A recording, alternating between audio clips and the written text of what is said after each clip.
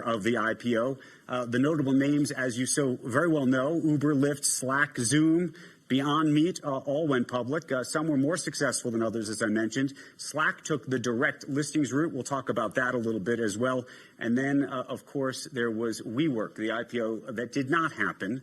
And there's been a bit debate about that. So I want to start, if I could, with Mr. Solomon all the way at the end, to try to help us understand what you think happened, what you think changed over the course of this year, because something very well did. And dare I say, and I hope I don't put it in the negative, but I will, how everybody got it so wrong. Well, good afternoon, everybody. Thank you for having me. And Andrew, I'm delighted to be here with you and also with Stacey and Bill. Not anymore. Your premise is, is a very forward premise. I'm not sure that we got it so wrong. There are things that were right and there were things that were wrong. You're talking about IPOs broadly. If you bought a package of all the IPOs that came to market in 2019, I think you returned 34%. You outperformed the broad market by a little bit. So, I don't think we got it wrong. There are deals that did not perform well. There are companies that didn't meet the expectations that were set in an environment where the expectations for certain companies have been set very aggressively. But I don't think we got it wrong. If you're looking for what may have changed during 2019, one of the things I've worried about and I've talked publicly about, quite a bit over the course of the last couple of years is in an environment where for a long sustainable period of time, interest rates have been zero and money's basically been free. It pushes people out the risk curve. And one of the consequences of that is people chase growth and people start to overvalue growth and undervalue the future value of earnings that a company may provide. And in the long run, I'm a big believer that companies over time will be worth the future value of the earnings that they provide. Now, there are all sorts of windows and timing in the middle of that, but I think we've seen a little bit of a rebalancing where the need to really think about a path to profitability is coming more sharply into focus than it might have been 18 months ago. Okay, let me just follow up then on this. Mm-hmm. And I do think I'm thinking about the Lyfts of the world and the Ubers of the world and, frankly, WeWork, which didn't go public. So you could argue there was maybe some discipline in the market. But at the same time, the banks, including Goldman and others, were valuing them at a significantly higher number than they ultimately are today.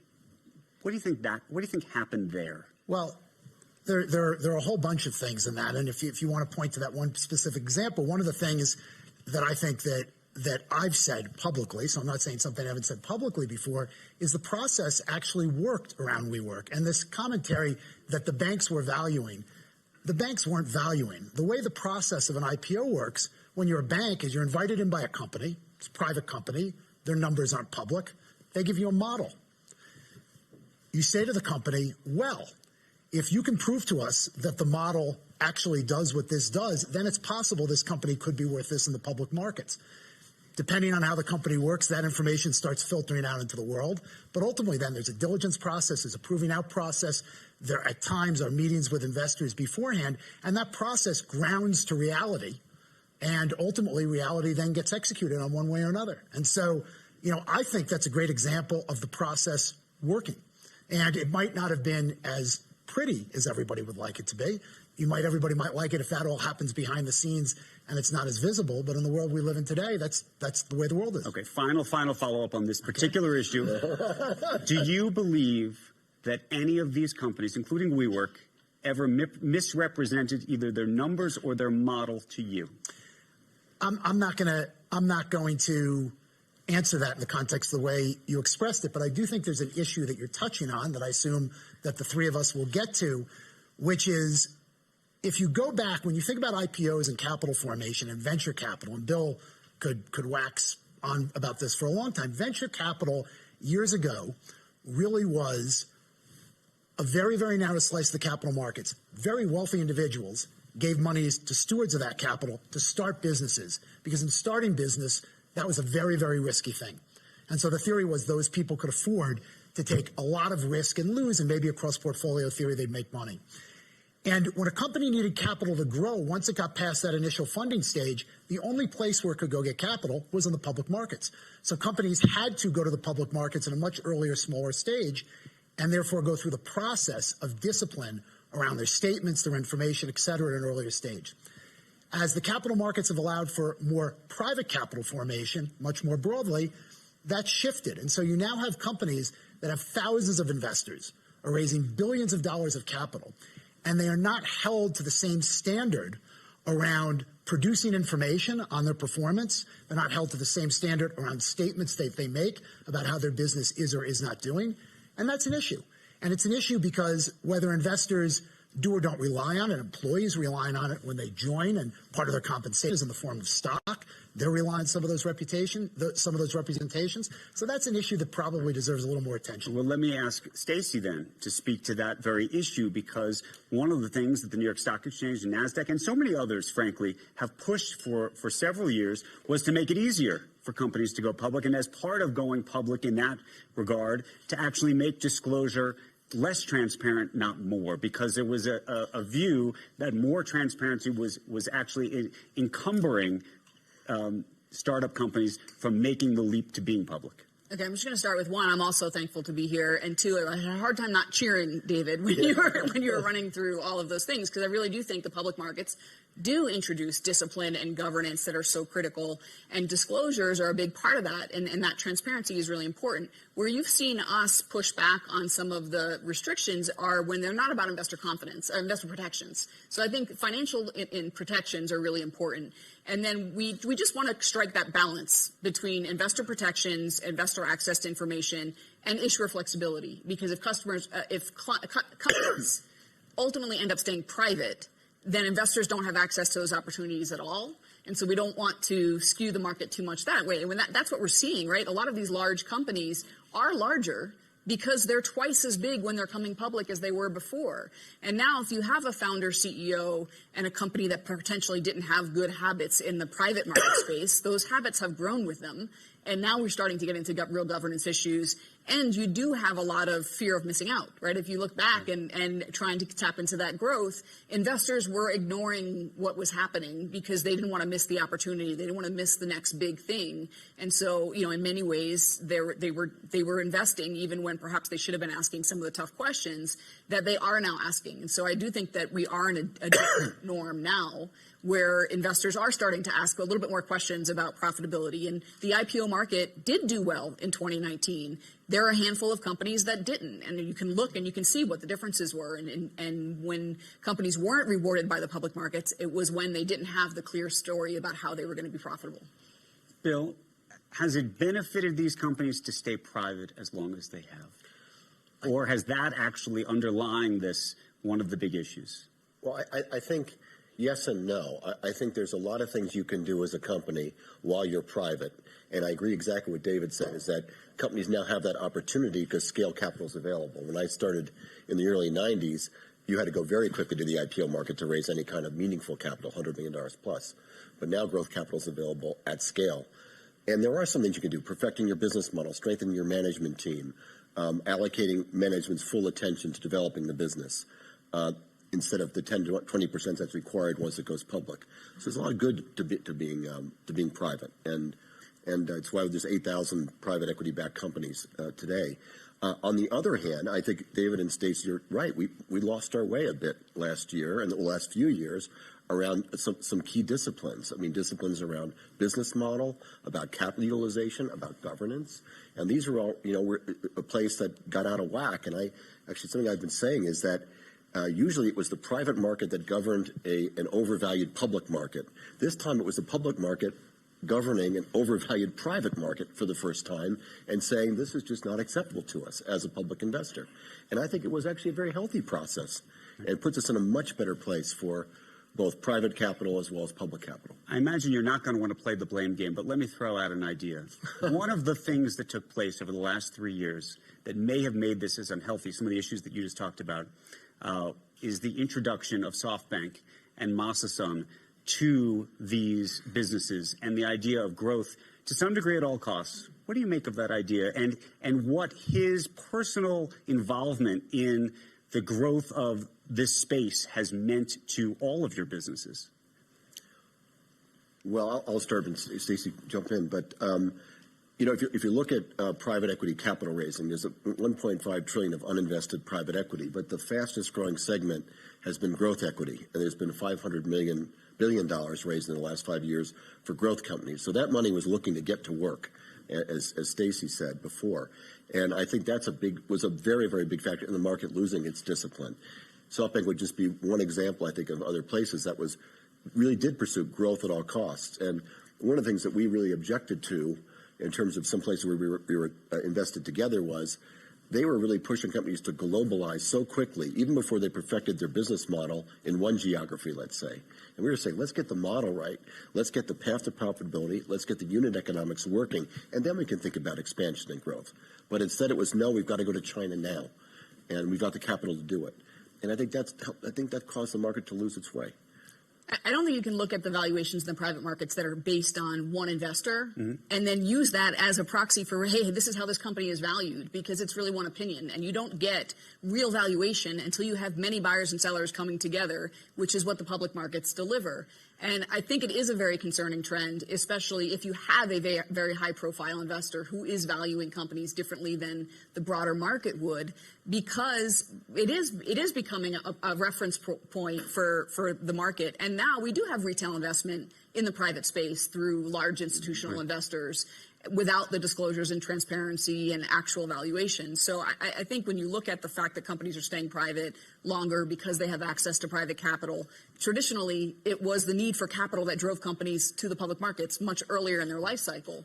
Now it's very different reasons that are driving them to the public markets, because usually they get money. So time though, Andrew, time perspective matters. And so Square, I think the last private round was at $6 billion. The company went public at $3 billion. The investors who invested at $6 billion, if they really believed in the company and they were long-term investors, have crushed it because the company's worth $30 billion.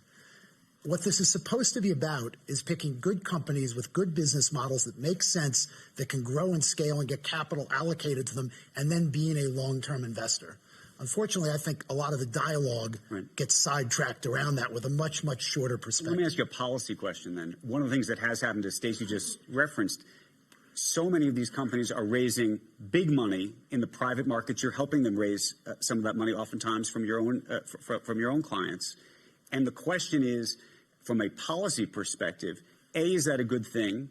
B, I had a conversation with Jay Clayton last fall, the chairman of the SEC, who suggested that as a result of that, it makes it much harder to get those type of gains in the public market. And he even talked about the idea that the public almost gets left holding the bag. Is that a fair or unfair way to think about it? I think the others should comment too. I think there's some fairness and I think there's some unfairness. Look, one of the big sources of private capital that has participated in this has been mutual fund money. And so mutual fund money certainly has significant, retail investor participation. Which I get concerned about because you don't have the disclosures and the discipline, and it is retail money going into companies that aren't being valued the way the public markets do value. I think the bigger issue, depth of liquidity in capital markets, I believe is a good thing. So I think it's better for the markets, it's better for capital formation, it's better for economic growth that we have a vibrant private market and also a vibrant public market. Yeah. I think the policy question you have to ask is more about, should the standards around information, disclosure, discipline, governance, et cetera, be different? And what's the threshold? Because there's no question the process of taking a company public raises the bar on disclosure, governance, a whole bunch of things that I think are really important. And we've kind of morphed into two different standards for what is a broad integrated capital market. And I think that's a policy issue that probably requires more debate. Yeah, and just to add to David's point, what private equity needs to get back to and private company needs to get back to is company building. It was getting companies ready to go public and face the rigors of the public market. And as David and Stacey both said, it's about good governance, getting the right independent board in place, making sure there's enough management depth to take on being a public company, making sure they can handle quarterly reporting, which is not something all can do right away, making sure they have a real path to profitability if they're going to go out before they're profitable. And that's our job, and is to discipline those companies, to have them ready. And so when they go, they can be successful. They can deliver value to investors in the public market. Your comment about, and Stacey commented this, on removing the burdens for smaller companies that don't have the resources to access capital is an important point. But when companies get to the place where they're raising billions of dollars and they have thousands and thousands of investors, they can certainly afford what it costs to have the right standards of disclosure, governance, et cetera. Yeah, they choose not to, right? And they're choosing not to because, I mean, I talk to CEOs of pre-IPO companies or private companies, and they say, I just want to wait as long as I possibly can because I just don't have to deal with that. And why should I bother, even though they can afford to? So we're sitting here in Davos, right? We talk a lot about stakeholders over the past couple of years. One of the stakeholders is society. So I do think from a policy perspective, if you're not letting the public share in success, you're going to get people challenging the system and saying, why should I support free enterprise? Why should I support capitalism? Okay. Is it the role, though, of all three of you then to be pushing the managements of these companies to pursue better disclosure programs in advance?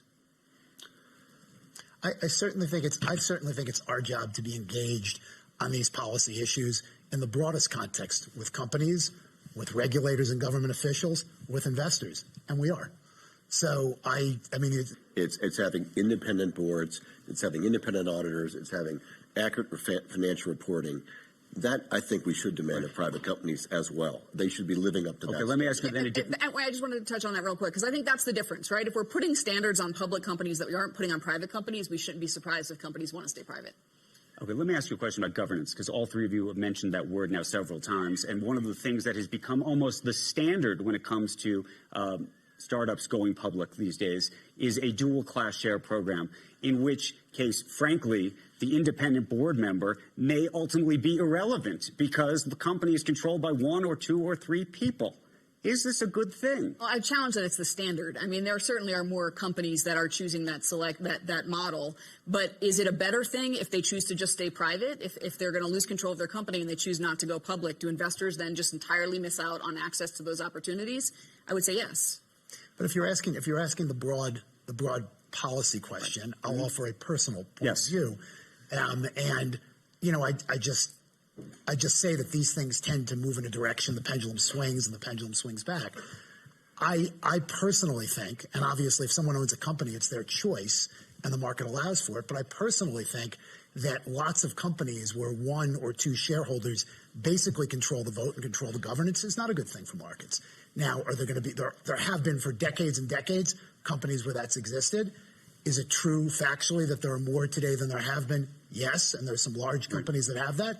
To Stacey's point, there are lots of companies that it's not the case, but I wouldn't say it's the best governance standard, and I don't buy the argument that you have to have it to protect your ability to grow and have your company flourish, et cetera. I don't buy that. In full disclosure, I should say that when I asked, the New York Times is a dual class share company, and your predecessor very, very funnily once threw it back in my face that way. It was in my head as you asked the question. I chose not to say, well, what about the New York Times? So it's, you know, but it's good. But it's going to continue to exist. It's a question of what's the balance and how does it evolve over time. I share David's personal view, right, that I don't think it's good. What I love about this model is that I can vote with my money, and so I can choose as an investor not to invest in those companies if I don't think it's good. Why? That's what makes markets work. But Bill, you are investing in those companies. Yeah, I don't think it's good. I think I don't think it is good governance, and I don't think it leads to great outcomes. I think to David's pendulum point, I think we were a little bit fooled because Google and Facebook were so successful as companies having done that. But then I think we've seen plenty of examples where it's not so good. And I'd prefer to get away from that and get back to basically one class of stock, traditional governance, and traditional disclosure. How do you do that then? Well, if companies came out private sooner, the founders would own the shares and have voting rights because they own the shares, right? I mean, they're diluting their stakes so much throughout the years that they're starting to latch on. And I think investors earlier in the cycle in the private space need to vote with their money there on what structures they think are appropriate.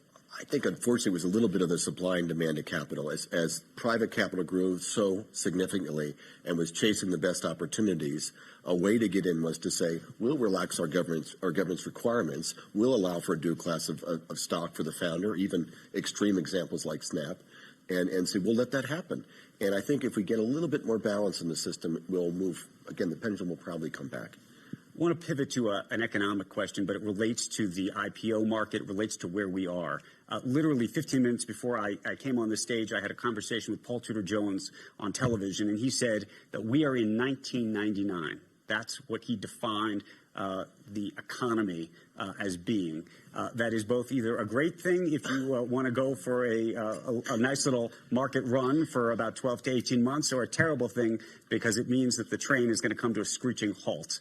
Where do you think it is, and how do you think it relates to the idea of companies going public?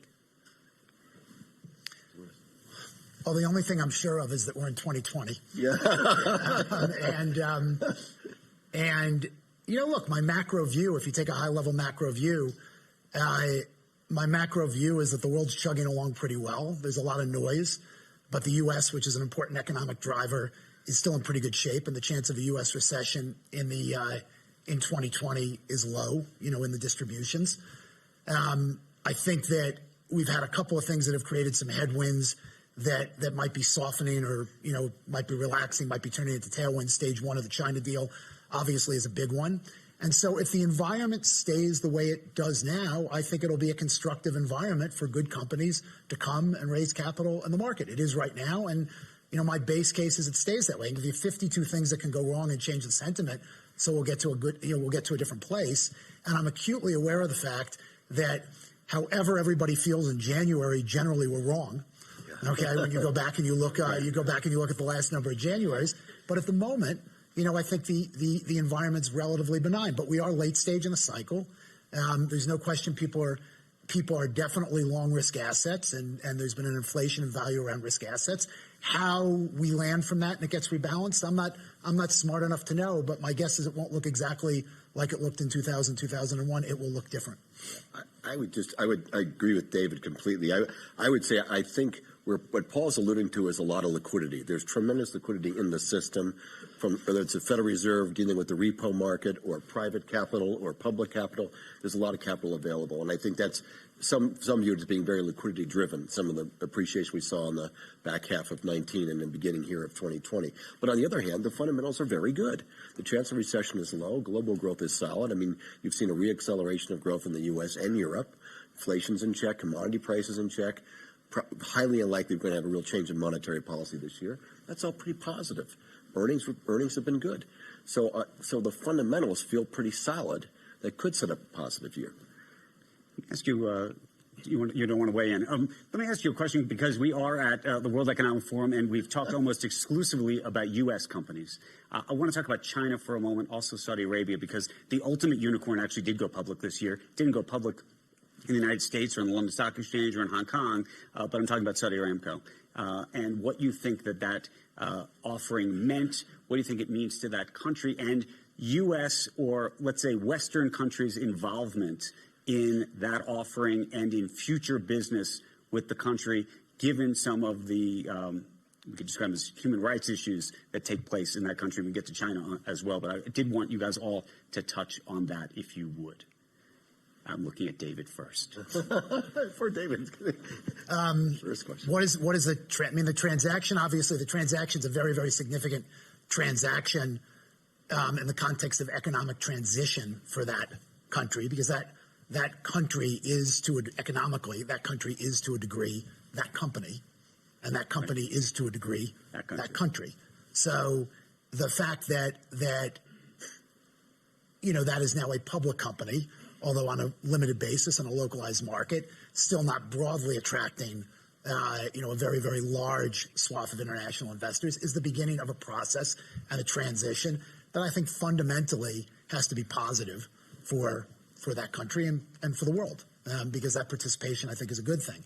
There can be a whole discussion about fossil fuels. I'd rather we don't take our 45 minutes and have that discussion. Look, we think about ourselves as not the maker of policy around how capital is available in the market, but rather an advisor and an allocator, in some way, shape, or form of bringing people together. And so we think about things from a reputational perspective. We think about historical relationships. We have client relationships, there that go back for decades and decades and decades. So these are complex issues. When you get around the world and you start doing business around the world, they're complex issues that have to be balanced. But the world speaks by how it participates and allocates capital. And we'll watch now and see where we go from there. Do you think that the world, given that you're in the market-based approach to having people allocate capital. Do you think that the world will ultimately allocate capital to Saudi Aramco on a more traditional, more transparent exchange? Yeah, I mean, it certainly hasn't happened yet, right? So I think the transaction that existed so far was local market with local investors. So it wasn't predominantly local investors. I'm sorry? Predominantly local investors. So I think, there is a next step, and I think there are conditions and things that the company will consider around risks associated with diversifying. But the U.S. markets are the deepest, most liquid markets in the world. So I think getting that institutional investor base from the U.S. would be an important part of that diversification strategy for the kingdom. Just one more comment on that. The reason that it was predominantly localized investors was not because people were making a judgment as to whether or not they wanted to invest in the company, international investors. It was because of the value proposition and the way it was being valued on the local exchange. Had the value been slightly different, there would have been international investors from all over the world participating. Do you think it was a value question? I think it was a value question. It was not a transparency issue. It was not a. I think it was cultural. Generally a value question. I agree with David. It's a well-run company with decent governance. Right. If they'd priced it right, it could have gone to the global market. I agree with David. Let me also ask you just about Chinese companies going public in the United States, U.S. companies potentially listing in China, and what's taken place here over the past 6 months. I know we now have a phase one trade deal that a lot of the U.S. companies are quite happy about. But there was that speculation earlier in 2019 that these markets were ultimately going to get closed to both sides. I go to you on this because I know you have a stake in ByteDance, which, by the way, makes TikTok for anybody who wants to do some lip syncing on TikTok. Yeah. There's two of the most exciting companies in China are ByteDance and Ant Financial. They're very large scale. They'll both be exciting IPOs when they happen. I know both companies have not come to a final decision whether it's going to be Hong Kong or New York.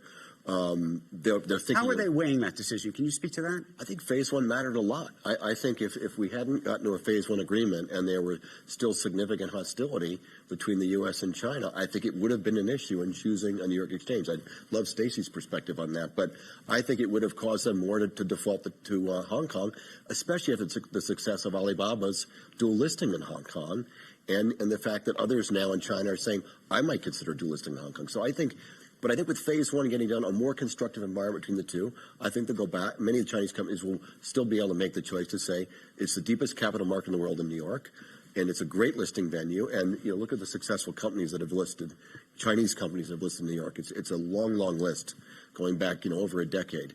And so I don't think there's going to be a knee-jerk reaction saying it's got to be Hong Kong now because of U.S.-China trade tensions. But I think it'll be a measured decision. China still is the leading global region where we have companies IPOing on the New York Stock Exchange outside of the U.S. China still continues to drive that. There's anxiety for sure around some of the policy decisions and importantly legal decisions too. I think for any global companies that are considering the U.S. legal and regulatory framework is part of the decision-making process. And I think, we mentioned Aramco. We've talked about some of the companies in China and the legislation that was considered here in the U.S. or talked about here in the U.S. Those are factors for sure. And I think we shouldn't lose sight of the fact that if we make a lot of legal and policy decisions in the U.S., that we could end up shifting the epicenter. Right. And I don't think we should lose sight of that. The Alibaba, for example, they did their dual listing in Hong Kong. It actually wasn't about the policy legislation that was being suggested. It was because they wanted Chinese retail investors to have access to Alibaba. And so I think those are other things that we should be thinking about too, is if you're a local company, how do you reward your local community with being able to invest in your success? But I think this policy is just a big deal. It is. Because if you think about it, if you're ByteDance, you're a high quality company, you have options. And if there really are significant tensions, you're saying, I'm going to be regulated by a U.S. entity called the SEC. And I don't have to do that. I don't have to subject myself to that regulation. Now, I think that, right now, post-phase one, I think people will make a decision more about what's the best capital market for me and my company. But I think if it had gone the wrong way, I think people would have said, I'm not sure I want to subject myself to that regulatory environment if I don't need to. Right. There's another factor, though, that Stacey and Bill didn't touch on that I'm hearing as I'm meeting with CEOs of Chinese companies that are growing. Do they want to be positioned in the world as a Chinese company, or do they want to be positioned in the world as a global company? And that's another factor that also goes. That's another factor that also gets put into the mix And depending on where we are from a policy perspective, a trade perspective, et cetera, the way those decisions take I think effect. that's a great, sorry, just one thing. No. It's a great point for two reasons. If you take ByteDance, 800 million daily active users, 650 are TikTok outside the Chinese firewall. And what we talk about a lot at the board is a global internet company with Chinese heritage, as opposed to a Chinese internet company. I think that is exactly right. Yeah, I mean, Tencent Music Entertainment went public on the New York Stock Exchange, and that was one of the reasons why they wanted to be in the U.S. was, hey, we want to be a global company. I want to open it up to the audience in just 1 minute, but I want to touch on one last issue, which is really a theme here at Davos and around the idea of stakeholders, various stakeholders, of sustainability, of ethical investments. And one of the things I wanted to ask you, and you and I have had this conversation a bit privately before, but over time, as you think about the New York Stock Exchange, as NASDAQ and others think about these different exchanges, do you think there will be a moment at which you'd say, you know what, we only want to have certain types of companies on our exchange? If I was developing the next tobacco company, maybe you'd say, you know what, I'm not going to push that hard to attract that company to my exchange, or I'm a fossil fuel company. I'm not going to push that hard to try to bring them public or what have you. Do you think we're moving in that direction? I do not, and I'll tell you why. And we have had this conversation before, but investors should have the right to choose. And it's a really slippery slope if we start to decide for them what opportunities they should have access to. That said, there are things we can do to make it easier for them to choose. And so we provide data. We calculate a lot of metrics around ESG issues. We announced a partnership where we're providing 500 different metrics on ESG, so investors have the information that they need. We've also partnered up on municipal bonds so that you can look at what cities might have more exposure to climate change and be more susceptible to wildfires. So two equivalent municipalities, one bond might be more interesting to an investor versus another. Those are the types of things that we feel like is appropriate to inform investors, but give them the right to choose. What do you say? Look, ESG is becoming a much bigger topic among our clients. I mean, they're asking us to really consider those factors in making our investment decisions. Have there been companies that you've looked at and said, you know what, actually, we're not going to do that? Yeah. That's the market working. We're making investment decisions. Yeah, we're not an exchange. Let me ask you a related question, though, about cost. Because one of the things you're seeing the big companies that have balance sheets and income statements like Microsoft say, we're going to go not just carbon neutral, we're going to go carbon negative. And the idea, the good news there is that they're going to try to put pressure on the entire value chain down the line to do similar things. The hard part is if you're investing in a startup, those are real costs to be buying carbon offsets or to be changing the structure of your company in the immediate term. I'm not saying it's not the right thing to do long term, but I think it's a real question mark when it comes to investing them early. Well, I think everybody's going to have to define what ESG and sustainability means. It may not be about carbon offsets. It might be about diverse boards. It may be something quite different. But I think we're all going to have to take those factors into account in making investment decisions. Right. And our clients are going to demand it. And I think investment outcomes will be better when you take that into account. Final word to David on that issue, and then we'll open it up. But are there companies that you say, you know what, we don't want to represent this company given what's going on in the world today? Well, there's always a lens for us, whether as an investor, an advisor, a financier, where we think about the reputational association of being involved with certain businesses. And so that's gone on for decades, and it will continue. But where's the line now? Has the line moved? You're looking for a line? There's not a line. There's a transition that's going on where people are thinking differently about how they want to direct capital to try to promote sustainability. Broad topic. It can include the environment. It can include, more inclusive capitalism. It can include governance, as Bill pointed out.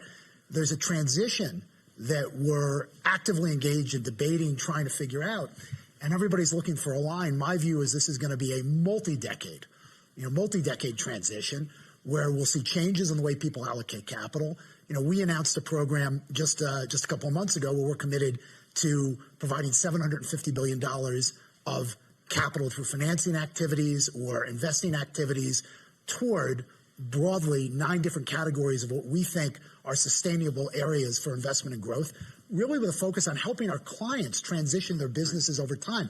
So you're looking for a line, and we're actually looking for ways to move the world in a direction, which is very different than a line.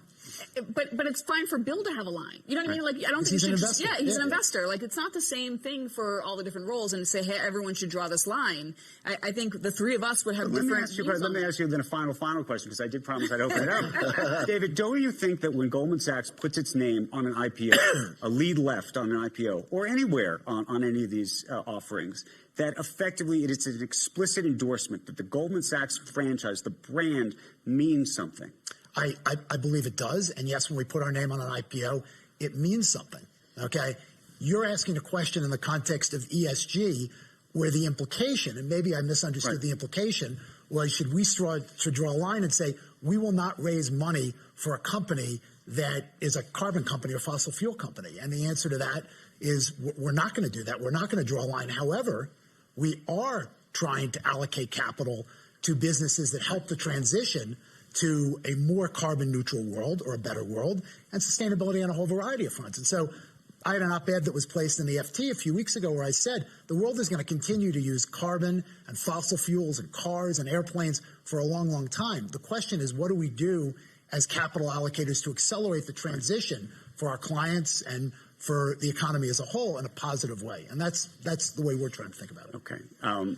Thank you for this fabulous conversation. Let's open it up to questions. We have about 10 minutes, and we'll try to sneak in as many as we can. If you could raise your hands, we'll try to get a microphone, I think, to you if we can. And I see a hand right over here.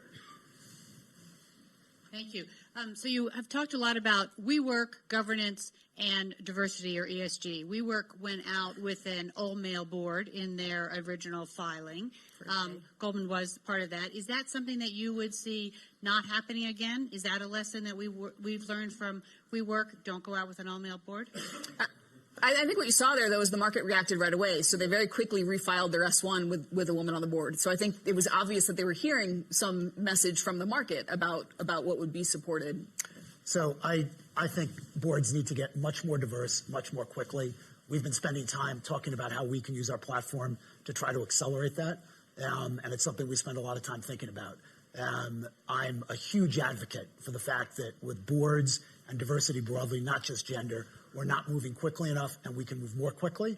I think one of the things that I'd advocate for is there are enormous biases. Let's just take gender in the context of when people are looking for board members. Everyone wants someone who's been a CEO or a CFO. There are tons of women who are talented, who are out there, have 25 years of experience. They haven't been a CEO or a CFO. Let's find ways to get that list aggregated and get more women on boards. Let's get more people of color on boards. And we're trying to find ways to use our platform to accelerate. One of the things we've done to that exact point is we launched a board advisory council where the CEOs of our listed companies are actually recommending and nominating women that they actually diverse candidates, not just women, that they would recommend to be on a board who might not be a CEO or a CFO in order to build up that candidate pool so that we have provided names. And that is a great thing that you're doing, and there are others doing it. One of the things we have to do is then the people that are making the decisions, it's great to have these pools, but if we're not taking people out of the pools because they're not CEOs or CFOs, we're not making the progress we need to make. And I would say I hope not. I hope that we're going to see significantly diverse boards. I know we're trying, as we think about ESG, to be a real leader in diversity at management team level and at the board level. And I hope we don't have any that will be not really a diverse composition. Bill, can I ask you just to follow up on that, which is one of the things, especially because you invest in early stage companies. When you think about how a company, we all talk about how we want diverse boards and diverse managements, but when you think about how a company is often formed, it's oftentimes two roommates. It's two friends. And when I say roommates, it could be two guys, it could be two girls, it could be whatever it is. And sort of how you infuse the idea of diversity from the beginning, so it's not an add-on at the last minute when the S1 goes out and people aren't happy about it. Yeah, I think a dialogue, and we try really hard at this, the dialogue has to start with those entrepreneurs and those entrepreneur management teams to say, great boards matter. Great independent boards are correlated with investment success. So let's start early to think about getting some outside directors who can really help you as you execute your business plan and execute your mission. Get that dialogue started early. Then it expands into, well, what kind of directors do we want to have? Well, diverse boards are more correlated with better outcomes on investments, and you'll lead to that. But I think what people are not doing enough is starting the dialogue earlier about the value of an independent board, and sort of wait around with a board that's comprised of the entrepreneurs and just the investors and not independents. And we've got to move faster. Well, if you build a diverse management team, you're more likely to start thinking about those things and prioritizing a diverse board. And one diverse candidate is not enough on a board or in a management team. You actually need that healthy debate. And it's not so much about the diverse candidates as diversity of thought. And I think if you really focus on not putting a whole bunch of people in the room that think the same way and talk the same way and look the same way, you're just not going to run your business as successfully. But that's what independent boards do. Yes. I mean, good independent boards with all kinds of diversity challenge management and make management better at what they're doing. Let's see if we can sneak another question before we have to bid everybody farewell. It looks like there are none. So let me do this. Let me thank everybody here for a fabulous conversation. I really appreciate it. Thank you, guys. Thank you. Thank you. Thank you. Great. Thank you.